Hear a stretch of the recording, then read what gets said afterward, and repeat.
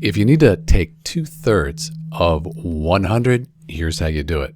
So instead of, we can change that out to times, multiplication. So that's the same thing, 2/3 times 100.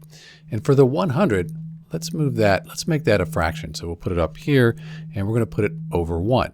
Because 100 divided by 1, it's still 100. We haven't changed anything, but now we have a fraction times a fraction. That's kind of easier to deal with. 2 times 100, that is 200. And 3 times 1, that's 3. So we have 200 over 3. So we could do this as a decimal or as a mixed number. Let's do a decimal first. 200 divided by 3, if you do that on a calculator or long division, you get 66.6. The 6 just keeps repeating. Some people will call it 66.67, or you could put a bar on it, be a little more exact. In terms of a mixed number, 3 will go into 266 times with 2 left over.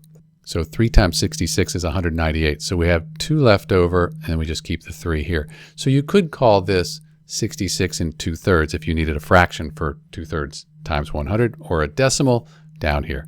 That's it. This is Dr. B taking 2/3 of 100. Thanks for watching.